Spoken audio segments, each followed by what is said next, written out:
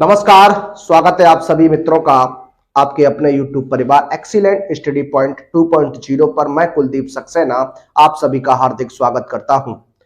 देखिए, क्लास 12 के लिए जो हमारा बैच चल रहा है टारगेट बैच 2025, उस पर आज हम आब्यू चैप्टर को लेकर आए हैं। आब्यू की जो बेसिक प्रॉपर्टीज, जो बेसिक कॉन्सेप्ट होगा, आज हम उस लेक्चर में आपके सामने डिस्कस करने वाले हैं। देखिए, आज मैं आपको बता दूं, जो आपका टारगेट बैच चल रहा है, इस बैच की जो टाइमिंग रहने वाली है वो टाइमिंग आपकी क्या होगी। देखिए, इस बैच पर जो भी हम काम करने वाले हैं, आपको क्लास 12 के लिए जो भी आपकी बुक्स रहने वाली है एनसीईआरटी की, उसको मैं सॉल्व कराने वाला हूं, वह आपको कराने वाला हूं। देखिए, आपको इस टारगेट बैच में जो क्लासेस मिलने वाली हैं उसकी टाइम टेबल क्या रहेगी, किस प्रकार से आपको वीडियो प्रोवाइड होगा, उस पर आज हम आपसे बात करते हैं। देखिए, सोमवार, बुधवार और शुक्रवार, मंडे, वेडनेसडे एंड फ्राइडे को आपको क्लासेस मिलेंगी। टाइम आपको जो रहेगा वो आपका 5 PM रहेगा। 5 PM पर आपको क्लास मिलेगी। आप अपने देखिए, अगर आप चैनल पर नए हैं तो चैनल को सब्सक्राइब कर लीजिए।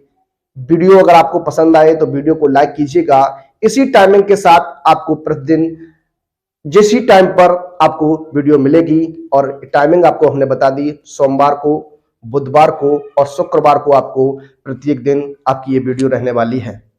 देखिए, ये वीडियो आपकी टाइम से आएगी और इन्हीं दिनों में आएगी। लगातार आप हमारे चैनल पर बने रहिए और अपनी तैयारी को जारी रखिए।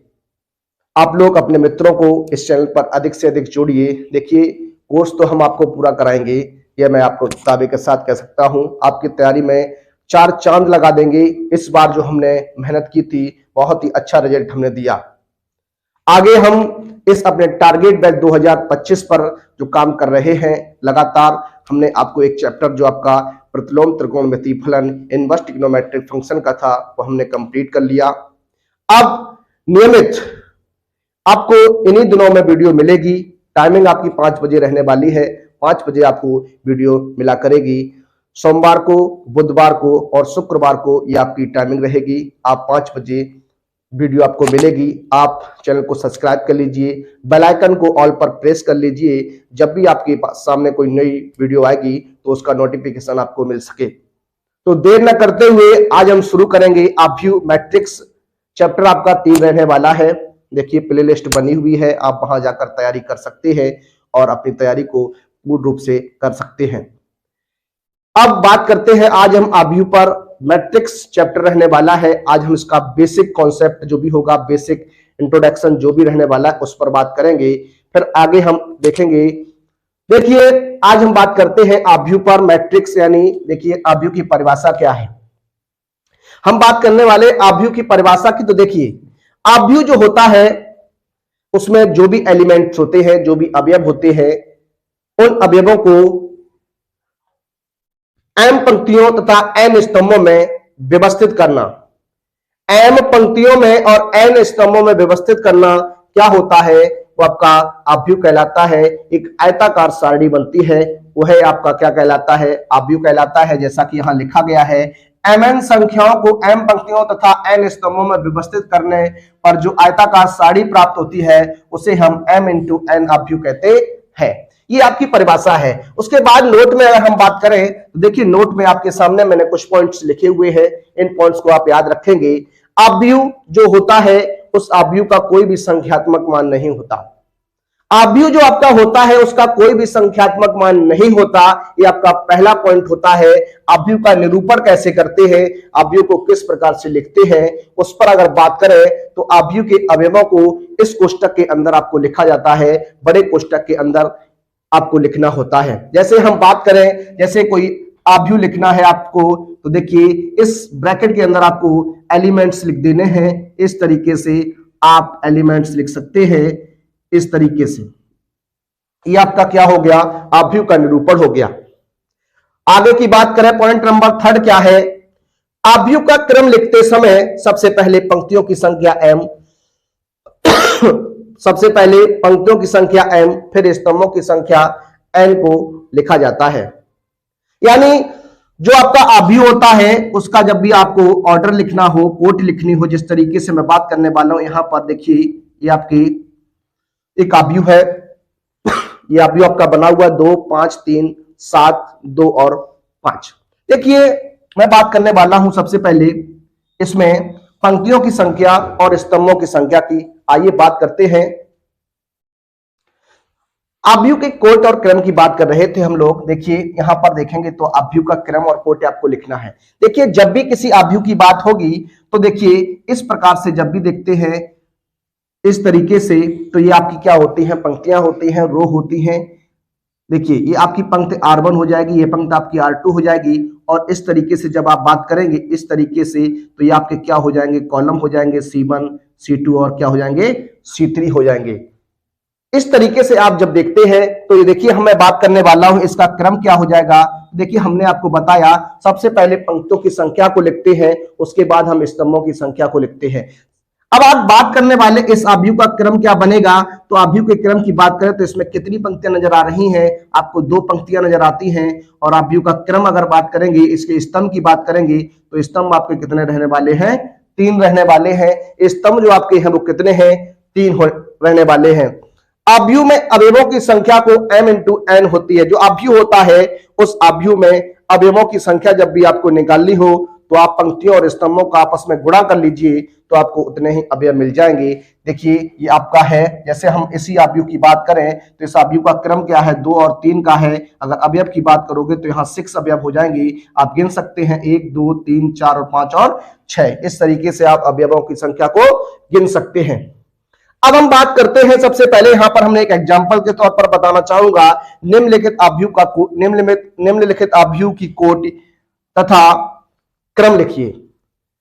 देखिए क्रम या कोट आपसे पूछी जाए या फिर आपसे क्रम पूछा जाए तो दोनों बातें एक ही होती हैं। देखिए यहां पर बात करते हैं इस आव्यूह के क्रम की, तो देखिए इस आव्यूह का क्रम क्या बनेगा। हमने आपको बताया सबसे पहले हम पंक्तियों की संख्या को लिखते हैं, फिर स्तंभों की संख्या को हमें लिखना होता है। पंक्तियां किस तरीके से देखते हैं, तो देखिए ये पंक्तियां आपकी इस तरीके से आप गिनेंगे तो ये पंक्ति आपकी R1 हो जाएगी, ये पंक्ति आपकी क्या हो जाएगी, R2 हो जाएगी। कहने का मतलब जो है वो आपकी पंक्तियां कितनी हो गई, 2 पंक्तियां हो गई। और अब स्तंभों की बात करेंगे तो ये स्तंभ C1 C2 एंड C3 3 स्तंभ हो जाएंगे। तो इस आव्यूह का जो क्रम होगा वो 2/3 कोट की जो होगी वो मैट्रिक्स रहने वाली है। 2/3 की मैट्रिक्स रहने वाली है। इस आव्यूह का जो क्रम होगा वो 2/3 का होगा। उसके बाद इसकी बात करें तो देखिए ये आपके सामने बनी हुई है, एक मैट्रिक्स बनी हुई है। इसमें एलिमेंट लिखे हुए हैं 5 1 0 2 3 5 1 0 एंड 2। इसका हमें क्रम लिखना है, इसकी हमें कोट लिखनी है। तो देखिए पंक्तियों की बात करते हैं, 1 पंक्ति 2 पंक्ति 3 पंक्ति, तो 3 पंक्ति हो गई। स्तंभ की बात करोगे तो आपके स्तंभ भी कितने हैं, 3।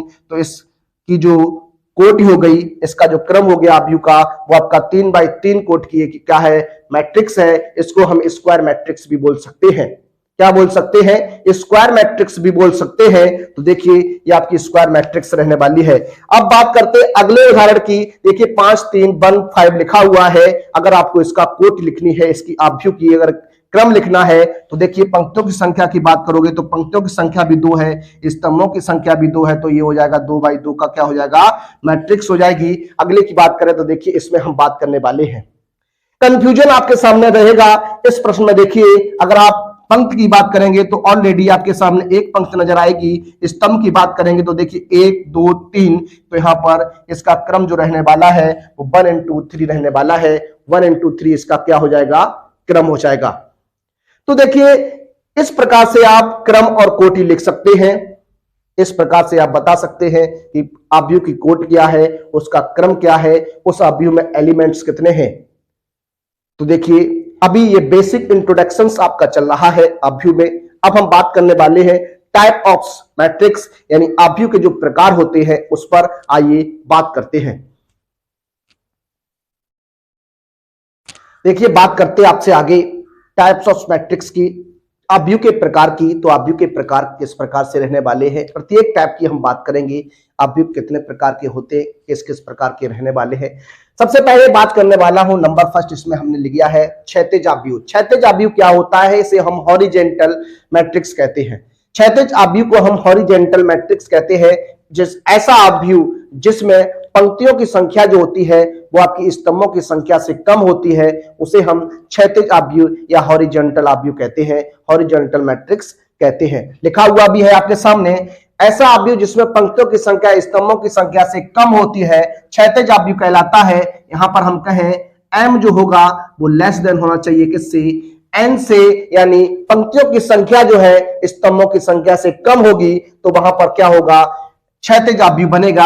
अगर हम यहाँ पंक्तियों की बात करें तो देखिए एक पंक्ति R1 हो जाएगी, एक पंक्ति आपकी क्या हो जाएगी R2 हो जाएगी, ये स्तंभ आपका यहाँ पर C1 हो जाएगा, यहाँ पर आपका C2 हो जाएगा, ये आपका क्या हो जाएगा C3 हो जाएगा। तो देखिए इस प्रकार से हम कह सकते हैं यहाँ पर क्या है, यहाँ पर जो क्रम है आव्यूह की क्रम की बात करें तो देखिए आव्यूह का जो क्रम रहने वाला है यहाँ पर क्रम जो हो जाएगा वो 2/3 का होगा। क्या हो जाएगा 2/3 का क्रम हो जाएगा। अगर मैं यहां बात करने वाला हूं अवयवों की तो अवयवों की संख्या, जो अवयवों की संख्या बन जाएगी, अवयवों की संख्या बन जाएगी वो आपकी कितनी बन जाएगी 2/3 यानी 6 बन जाएगी। कितनी बन जाएगी 6 बन जाएगी। अगर मैं बात करता हूं ये क्षैतिज आव्यूह है तो देखिए क्षैतिज आव्यूह किस प्रकार का क्षैतिज आव्यूह है, तो देखिए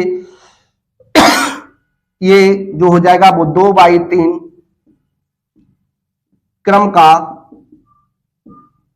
क्षैतिज आव्यूह है। क्या है, क्षैतिज आव्यूह है। एक सीधी सी बात, क्षैतिज आव्यूह क्या होता है, पंक्तियों की संख्या जो होगी वो आपकी स्तंभों की संख्या से क्या होगी, कम होगी, वहां पर आपका क्षैतिज आव्यूह होता है। अगले पॉइंट की हम बात करते हैं। अगला पॉइंट आपका रहने वाला है ऊर्ध्वाधर आव्यूह। ऊर्ध्वाधर आव्यूह नाम से ही हो जाएगा, वर्टिकल मैट्रिक्स कहते हैं। क्या कहते हैं, वर्टिकल मैट्रिक्स कहते हैं। ऐसा आव्यूह जिसमें पंक्तियों की संख्या स्तंभों की संख्या से अधिक होती है। ऐसा आव्यूह जिसमें पंक्तियों की संख्या स्तंभों की संख्या से क्या होती है, अधिक होती है, उसे हम ऊर्ध्वाधर आव्यूह कहते हैं, वर्टिकल मैट्रिक्स कहते हैं। तो देखिए यहां पर आव्यूह जो है वो आपका क्या हो जाएगा, m इज ग्रेटर देन क्या हो जाएगा, n हो जाएगा।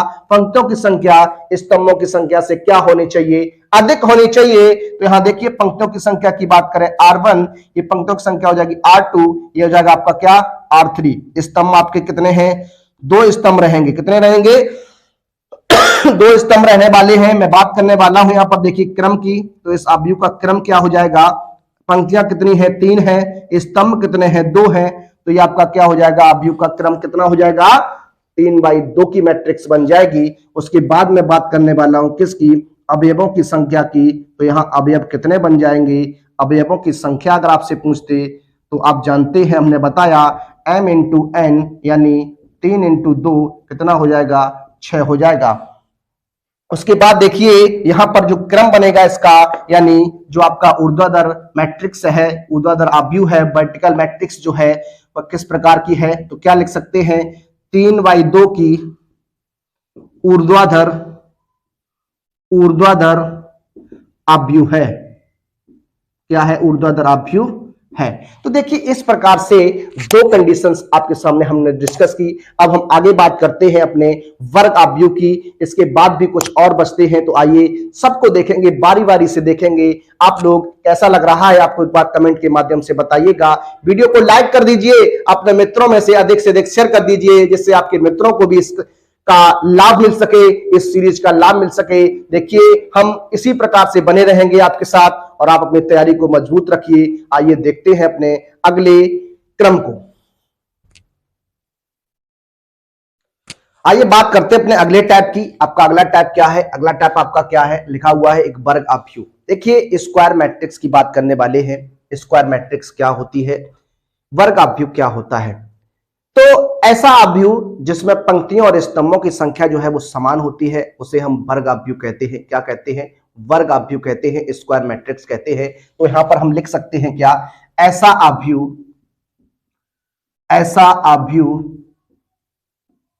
जिसमें पंक्तियों की संख्या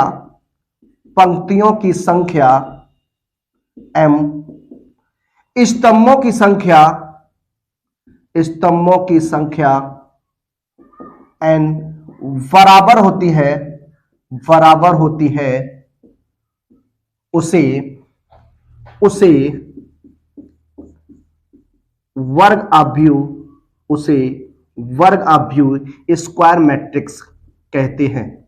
क्या कहते हैं? स्क्वायर मैट्रिक्स कहते हैं। तो इस प्रकार से आप इसे सोच सकते हैं, यानी हम कह सकते हैं m बराबर क्या हो जाएगा? n हो जाएगा।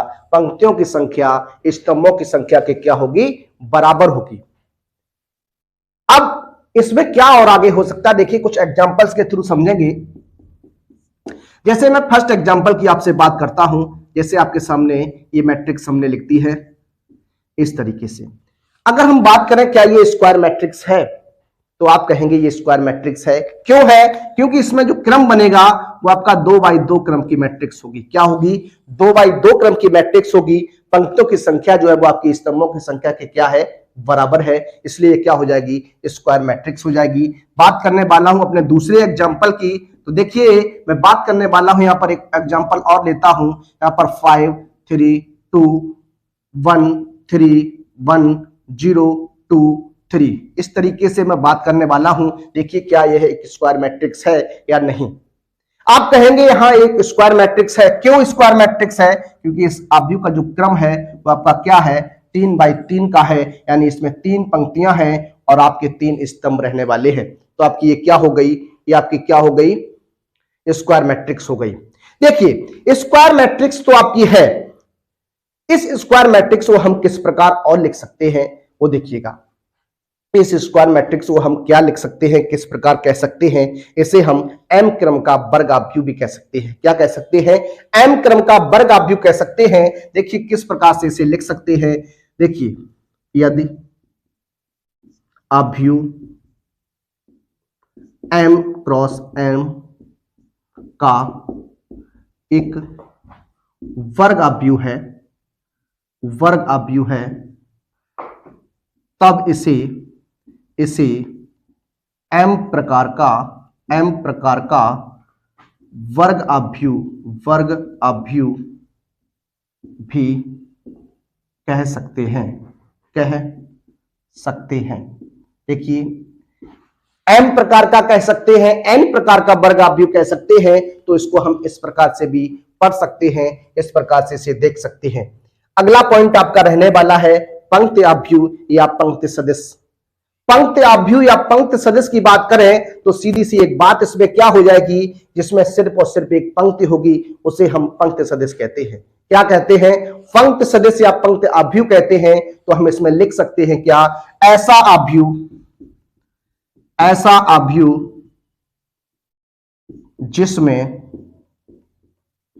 जिसमें एक पंक्ति होती है,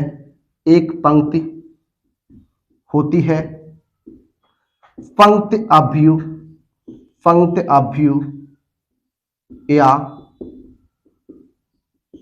पंक्ति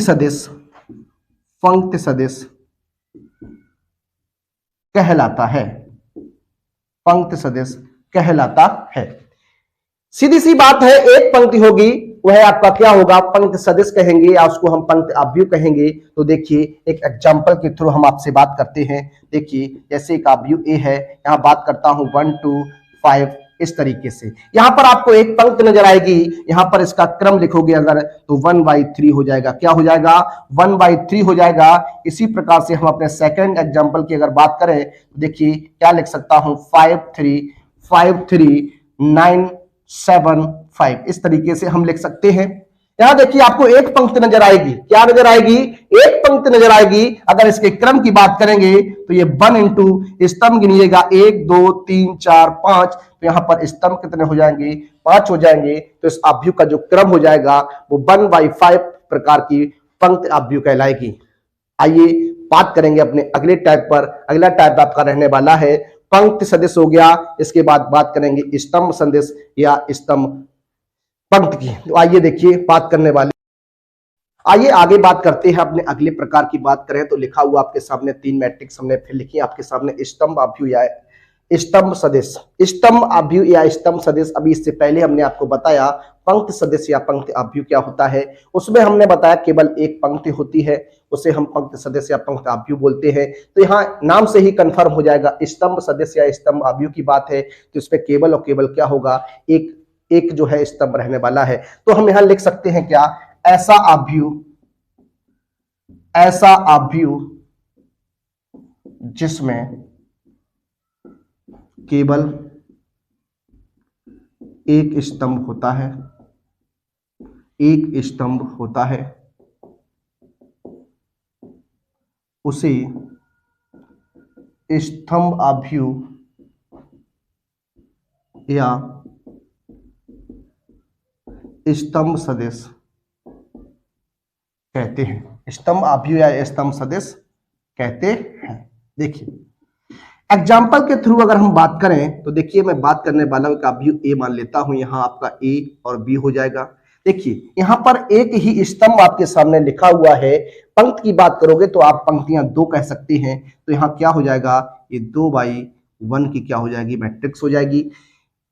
आगे हम अगर बात करें तो देखिए इस प्रकार से आप लिख सकते हैं 1 2 3, इस तरीके से आप लिख सकते हैं। यहां पर भी आपको एक स्तंभ दिखाई देगा, पंक्तियों की संख्या 3 हो जाएगी, तो ये 3/1 प्रकार की क्या हो जाएगी, मैट्रिक्स हो जाएगी। तो ये आपके क्या है, स्तंभ सदिश रहने वाले हैं। क्या रहने वाले हैं, स्तंभ सदिश रहने वाले हैं, स्तंभ अवयव रहने वाले हैं। अब हम बात करने वाले हैं शून्य अवयव या इसको हम रिक्त अवयव भी बोलते हैं, नल मैट्रिक्स बोल सकते हैं इसको, या जीरो मैट्रिक्स के नाम से भी इसे हम बोल सकते हैं। ऐसा अवयव जिसका प्रत्येक अवयव शून्य होता है, ऐसा अवयव जिसका प्रत्येक अवयव क्या होता है, शून्य होता है, उसे हम शून्य अवयव या जीरो वेक्टर मैट्रिक्स कहते हैं।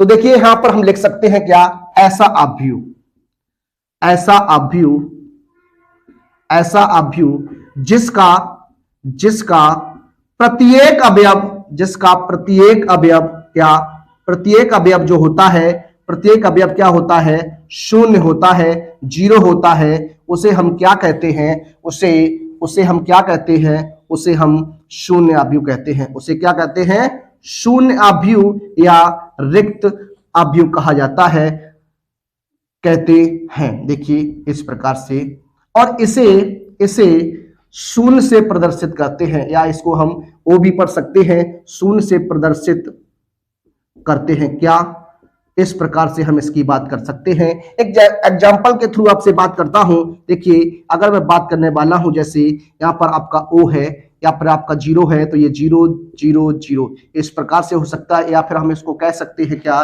0 0 0 0 0, इस प्रकार से आपका क्या होगा, ये आपका क्या है, शून्य अवयव या आपका रिक्त अवयव कहलाएगा। अगले की अगर बात करें तो लिखा हुआ है आयताकार अवयव, रेक्टेंगुलर मैट्रिक्स की बात करने वाला हूं। रेक्टेंगुलर मैट्रिक्स की अगर आप बात करेंगे तो नाम से ही कंफर्म हो जाएगा क्या, पंक्तियों की संख्या जो होगी वो स्तंभों की संख्या के कभी भी बराबर नहीं होगी। अगर ऐसा है तो हम कह सकते हैं दिया गया अवयव आपका क्या है, एक आयताकार अवयव है। क्या है, एक आयताकार अवयव है, रेक्टेंगुलर मैट्रिक्स रहने वाली है। आइए इस पर हम बात कर लेते हैं। देखिए यहां लिख सकता हूं क्या, ऐसा अवयव, ऐसा अवयव जिसमें पंक्तियों की संख्या स्तंभों की संख्या से, स्तंभों की संख्या से, स्तंभों की संख्या के लिखना है यहाँ पे, स्तंभों की संख्या के बराबर बराबर नहीं होती, बराबर नहीं होती है, उसे आयताकार अवयव कहते हैं। उसे क्या कहते हैं, आयताकार अवयव कहते हैं। क्या कहते हैं, आयताकार अवयव कहते हैं। तो देखिए ये आपका क्या हो गया, आयताकार अवयव की हमने बात कर ली। अब हम बात करने वाले अपने अगले पॉइंट पर, आइए उसको भी देखते हैं। तो देखिए इसका एक एग्जांपल हम देख लें। तो एग्जांपल की अगर हम बात करेंगे तो देखिए एग्जांपल यहां पर हम ले सकते हैं क्या, 2 3 5 1 2, कुछ भी लिख दीजिए, यहां पर मान लो 3 लिख देता हूं। देखिए ये जो है आपकी क्या है, आयताकार मैट्रिक्स रहने वाली है, रेक्टेंगुलर मैट्रिक्स रहने वाली है। देखिए यहां पर पंक्तियों की संख्या की बात करेंगे तो आपकी कितनी पंक्तियां हैं, 2, और स्तंभों की संख्या की बात करेंगे तो कितनी है, 3 रहने वाली है। कितनी रहने वाली है, 3 रहने वाली है। तो ये देखिए याद रखिए, कभी भी पंक्तियों की संख्या स्तंभों की संख्या के क्या नहीं होगी, बराबर नहीं होगी। अब हम बात करेंगे अपनी अगली टाइप के इकाई आव्यूह की बात करने वाले हैं। आइए देखते हैं। आइए आगे की बात करते हैं। आव्यूह का अगला प्रकार आपका रहने वाला इकाई या तत्समक आव्यूह। इकाई या तत्समक आव्यूह यूनिट मैट्रिक्स, या इसको हम क्या बोल सकते हैं, आइडेंटिटी मैट्रिक्स बोल सकते हैं। देखिए ऐसा वर्ग आव्यूह जिसके मुख्य विकर्ण का प्रत्येक अवयव एक तथा शेष सभी अवयव क्या होते हैं, शून्य होते हैं। ऐसा आव्यूह जिसके मुख्य विकर्ण का प्रत्येक अवयव जो हो वो आपका 1 होना चाहिए तथा शेष सभी के सभी एलिमेंट, सभी के सभी अवयव जो होने चाहिए वो आपके शून्य होने चाहिए। अगर ऐसा आव्यूह है तो उसे हम इकाई आव्यूह या तत्समक आव्यूह कह सकते हैं। इसे हम ओ से प्रदर्शित करते हैं। किससे प्रदर्शित करते, ओ से प्रदर्शित करते, या इसे हम उसे हम आई एन से प्रदर्शित करते हैं। किससे करते हैं, आई एन से प्रदर्शित करते हैं। थोड़ा मिस्टेक हो गई। इसे हम किससे प्रदर्शित करते हैं, आई एन से प्रदर्शित करते हैं। जैसे मैं बात करने वाला हूं आपसे एग्जाम्पल की। देखिए एग्जाम्पल यहां पर क्या रहने वाला है, मैं बात करने वाला हूं सबसे पहले मैं आपसे आई एन की अगर बात करें, देखिए वर्ग आव्यूह की अगर बात करेंगे तो यहां पर हो जाएगा 1001 इस प्रकार से। अगर मैं इसकी अगर कोट की बात करूंगा तो ये आपका 2/2 का जो है वो आपका क्या रहने वाला है, वर्ग आव्यूह रहने वाला है। तो इसे हम जब आई एन से लिखेंगे तो देखिए एन क्या है, यहां पर क्रम हो जाएगा, तो ये आपका क्या बन जाएगा, I2 बन जाएगा। इसी प्रकार से हम अगर बात करें अगले की, देखिए इसको इस तरीके से लिखा जा सकता है, इस प्रकार से। इसकी अगर हम कोट की बात करेंगे तो ये 3/3 की हो जाएगी। तो इसे हम किस तरीके से लिख सकते हैं, इसको हम I3 कह सकते हैं। क्या कह सकते हैं, I3 कह सकते हैं। इसका क्रम जो था आपका कितना था, 3/3 का था। तो ये आपका क्या हो गया, I3 बन गया। उसके बाद में आपसे बात कर रहा हूं विकर्ण आव्यूह की। किसकी, विकर्ण आव्यूह की बात करेंगे, डायगोनल मैट्रिक्स की बात करना चाहेंगे। ऐसा वर्ग आव्यूह जिसके मुख्य विकर्ण के अवयवों के अतिरिक्त सभी अवयव जो होते हैं वो आपके शून्य होते हैं, विकर्ण आव्यूह कहलाता है। क्या कहलाता है, विकर्ण आव्यूह कहलाता है। नोट में आप समझ सकते हैं, प्रत्येक इकाई आव्यूह जो होता है वो आपका विकर्ण आव्यूह होता है। क्या होता है, विकर्ण आव्यूह होता है। एग्जाम्पल की अगर आप बात करेंगे तो देखिए मैं यहां पर एग्जाम्पल लिखना चाहूंगा 2003 इस तरीके से। यहां पर ऐसा वर्ग आव्यूह जिसके विकर्ण के अवयवों के अतिरिक्त से सभी अवयव जो होते हैं वो शून्य होते हैं। विकर्ण में आपका कुछ भी रह सकता है, विकर्ण में आपका कुछ भी रह सकता है पर एक नहीं होगा।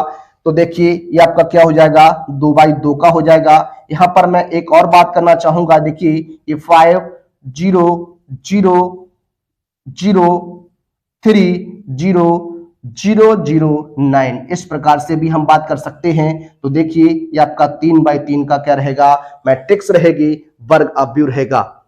ये आपका विकर्ण आव्यूह भी है। क्या है, विकर्ण आव्यूह है। यहां पर आप जब इकाई की बात करेंगे तो यहां पर जो विकर्ण के मुख्य अवयव होते हैं वह 1 होना चाहिए, बाद बाकी सभी के सभी शून्य होने चाहिए। जबकि इसमें क्या होता है, विकर्ण आव्यूह लिखने के लिए आपको मुख्य विकर्ण के अवयव जो होते हैं वो शून्य नहीं होते, बाद बाकी सभी शेष जो अवयव होते हैं वो आपके क्या होते हैं, शून्य होते हैं। आइए कुछ प्रॉपर्टी जो इसकी बची हैं उन पर और बात करते हैं। देखिए आगे की बात करते ही आपके 3 टाइप्स और बचते हैं। इन 3 टाइप्स की और हम बात करने वाले हैं। उसके बाद हम एक्सरसाइज की ओर बढ़ने वाले हैं।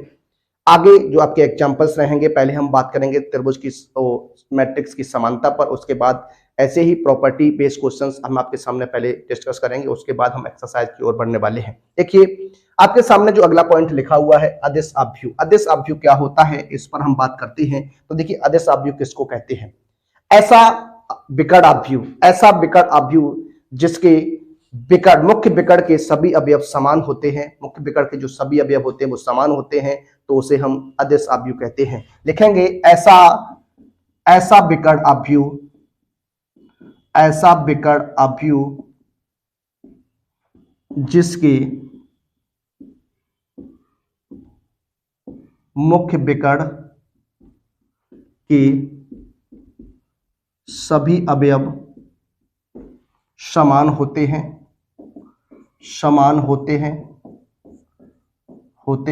उसे अदिश आव्यूह कहते हैं। क्या कहते हैं? अदिश आव्यूह कहते हैं। तो देखिए एग्जाम्पल के थ्रू हम बात करें तो एग्जाम्पल में यहां पर आपसे लिख ले रहा हूं 2 0 0 0 2 0 0 0 क्या लिख सकता हूं? 2 लिख सकता हूं। इस प्रकार से अगले कंडीशन की बात करने वाला हूं तो देखिए यहां पर आप लिख सकते हैं 5 0 0 0 5 0। इस प्रकार से आप बात कर सकते हैं। यानी जो मुख्य विकर्ण होता है ये आपका क्या हो जाता है? मुख्य विकर्ण होता है। इस मुख्य विकर्ण के सभी अवयव कैसे होने चाहिए? समान होने चाहिए। अगर ऐसा है तो वह आपका क्या है? अदिश आव्यूह है। क्या है? अदिश आव्यूह है। अब बात करने वाले हैं आपसे ऊपर त्रिभुजीय आव्यूह। ऊपर त्रिभुजीय आव्यूह क्या होता है? तो इसमें भी एक कंडीशन होती है। क्या? देखिए ऊपर त्रिभुजीय आव्यूह जब भी होगा तो मुख्य विकर्ण, जो आपका मुख्य विकर्ण होता है उसके नीचे के जो सभी एलिमेंट होते हैं वो सभी शून्य होने चाहिए। क्या होने चाहिए? शून्य होने चाहिए। तो आपका क्या हो जाता है? ऊपर त्रिभुजीय आव्यूह बन जाता है। क्या बन जाता है? ऊपर त्रिभुजीय आव्यूह बन जाता है। तो देखिए किस प्रकार से हम बात करने वाले हैं। यहां पर लिखेंगे ऐसा आव्यूह, ऐसा वर्ग आव्यूह, ऐसा वर्ग आव्यूह जिसके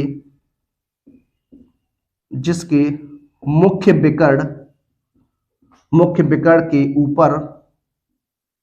ऊपर के सभी अवयव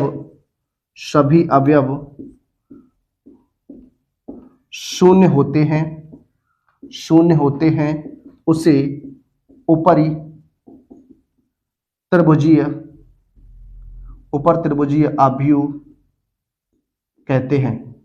तो देखिए इसकी सीधी सी परिभाषा आपके सामने है। एक एग्जाम्पल के थ्रू मैं आपसे बात करने वाला हूं। देखिए ये इस तरीके से बन जाएगा। देखिए 3,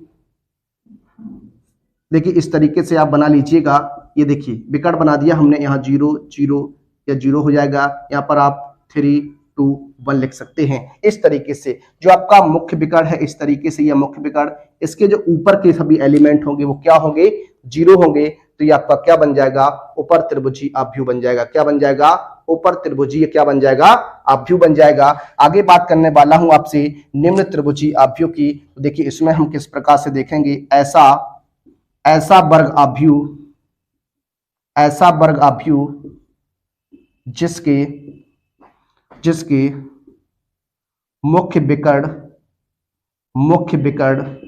के नीचे के सभी अवयव शून्य होते हैं। कैसे होते हैं? शून्य होते हैं। उसे निम्न त्रिभुजीय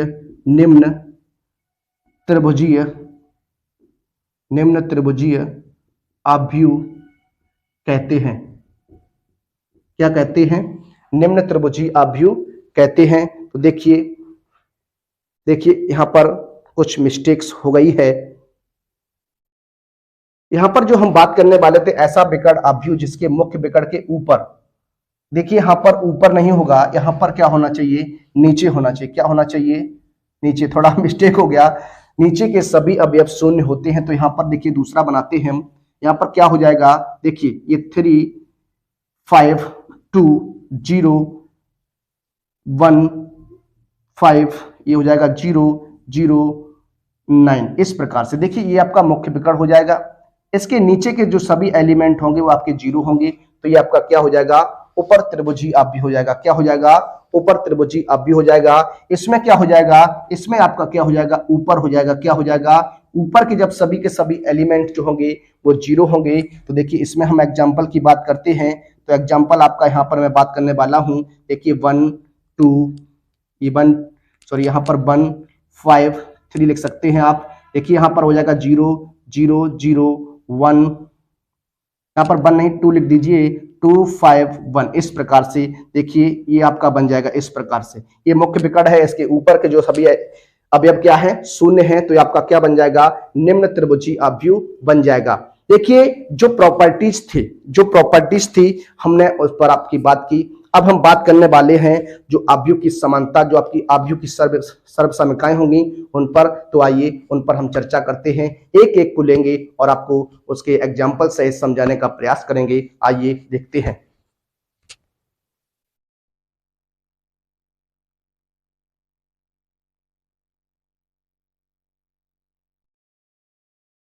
देखिए अब हम बात करने वाले हैं कुछ बेसिक प्रॉपर्टीज की, जो आपकी यहां पर बात करने वाला हूं। सबसे पहले दो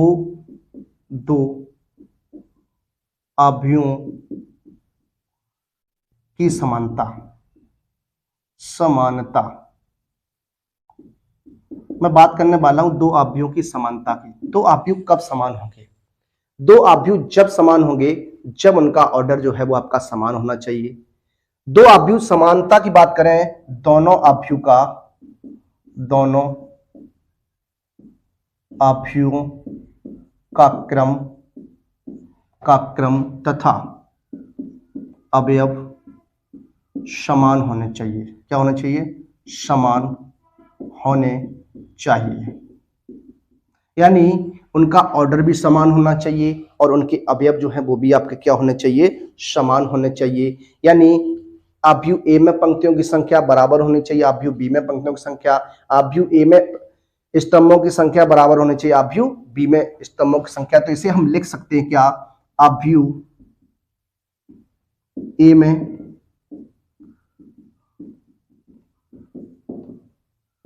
पंक्तियों की संख्या बराबर होनी चाहिए अवयव बी में पंक्तियों की संख्या। देखिए इस प्रकार से, ऐसे ही हम बात कर सकते हैं अवयव ए में स्तंभों की संख्या बराबर होनी चाहिए अवयव बी में स्तंभों की संख्या। इस प्रकार से आप यहां पर बात कर सकते हैं। ये आपका होता है प्रॉपर आप दो अवयवों की समानता से। मैं एक एग्जांपल के थ्रू आपसे बात करना चाहूंगा, जैसे यदि अवयव 5x132 बराबर है आपका किसके, 5932, तो x का मान होगा। देखिए यहां पर अगर बात करें इसकी कोट की, तो ये आपका क्या है, 2/2 का क्रम है। यहां पे आपका क्या है, 2/2 का क्रम है। ये आपका रहने वाला है। बात करने वाले हैं दोनों अवयव अगर समान है। देखिए दोनों अवयव आपके समान है, 5 भी है, 3 है, 2 है, तो आपका x का मान क्या आएगा। तो यहां पर आप लिख सकते हैं क्या, अवयव की समानता से, समानता सॉरी यहां थोड़ा मिस्टेक हो गई, ये देखिए समानता से। इस प्रकार देखिए x का मान जो आपका हो जाएगा वो कितना हो जाएगा, x बराबर आपका कितना हो जाएगा, 9 हो जाएगा। कितना हो जाएगा, 9 हो जाएगा। तो इस प्रकार से हम इसको देखते हैं। अब आइए बात करते हैं अवयव के योग और गुणा की। देखिए बात करते हैं आपसे दो अवयवों का योगफल और दो अवयवों का अंतर। दो अवयव का कब योगफल हो सकता है, कब आपका अंतर हो सकता है। तो देखिए दोनों, सबसे पहले मैं बात करने वाला हूं दोनों अवयव का क्रम समान होना चाहिए, देखिए कंडीशन आपकी बस एक ही है। कंडीशन आपकी क्या है, दोनों अवयव का क्या होना चाहिए, क्रम जो है वो समान होना चाहिए। जैसे मैं एक एग्जांपल की आपसे बात करने वाला हूं। देखिए आपके सामने एक अवयव है ए, यहां पर हमने लिख दिया 3, 5, 2, 9। एक अवयव मैंने आपके सामने बी लिख दिया 5, 2, 1, 3। और हम कहें तो a प्लस बी का मान ज्ञात करो। तो देखिए आप किस प्रकार से इसे सॉल्व करेंगे, बहुत ही सिंपल बेस में आपके बता रहा हूं। तो आपको a प्लस बी निकाल लेना है। 3, 5 29 ऐड कर देना है 5213। देखिए दोनों अवयव की जो कोटि है वो आपकी 2/2 की है, तो आपका ये ऐड हो जाएगा, जुड़ जाएगा। किस प्रकार से जोड़ेंगे, देखिए संगत अवयव को हमें जोड़ देना है। क्या जोड़ देना है, संगत अवयव को जोड़ देना है। 3 आपका 5 के साथ ऐड होगा तो 3 + 5 हो जाएगा। 5 को आप 2 के साथ जोड़ेंगे 5 + 2 हो जाएगा। ये 2 प्लस आपका क्या हो जाएगा 1 हो जाएगा।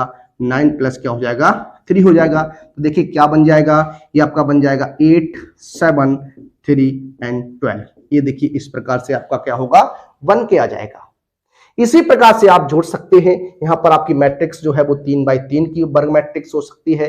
बस क्या याद रखना है आपको, उनकी कोटि जो है वो आपकी बराबर होनी चाहिए, उनका ऑर्डर जो है वो आपका बराबर होना चाहिए। दो अवयव के अंतर की बात करेंगे तो इसमें भी वही कंडीशन लागू होगी। दोनों अवयव का क्रम समान होना चाहिए। यहां पर भी आपकी कंडीशन यही लागू होगी। मैं बात करूंगा एक एग्जांपल के साथ। देखिए यहां पर ए मान लेता हूं मैं 5 3 2 1 है, तथा बी आपके पास मान लेता हूं 1 5 3 9 है। तो a माइनस बी का मान ज्ञात कीजिए। इस प्रकार से देखिए यहां पर हम बात करने वाले हैं a माइनस बी की। देखिए a माइनस बी क्या हो जाएगा, देखिए यहाँ 5 3 2 1 माइनस 1 5 3 9। देखिए इसको आप सॉल्व करेंगे तो देखिए किस प्रकार से ये हो जाएगा 5 - 1 3 - 5 2 - 3 एंड 1 - 9। इसे आप सॉल्व कर दीजिए तो क्या बनेगा, 5 में से 1 4 बच जाएगा, 3 में से 5 - 2 बचेगा, यहाँ माइनस का 1 यहाँ माइनस का 8 बच जाएगा। तो देखिए इस प्रकार से हम बात करते हैं। देखिए यहां तक हमने बात की। आज आपका जो बेसिक इंट्रोडक्शन था इस अवयव सेक्शन का, अवयव चैप्टर का, वो हमने आपके सामने डिस्कस किया। अब हम अपने अगले वीडियो में आपके सामने लेकर आऊंगा अपनी पहली एक्सरसाइज 3.1। तब तक आप इसे एक बार रिवाइज कर लीजिए, एक बार देख लीजिए, अच्छी प्रकार से आप इसे समझ लीजिए। फिर हम बात करेंगे अपनी एक्सरसाइज के ऊपर, कुछ बढ़िया प्रश्न होंगे उसमें और आपसे उससे रूबरू होंगे। तब तक सभी विद्यार्थियों को जय हिंद, जय भारत, वंदे मातरम।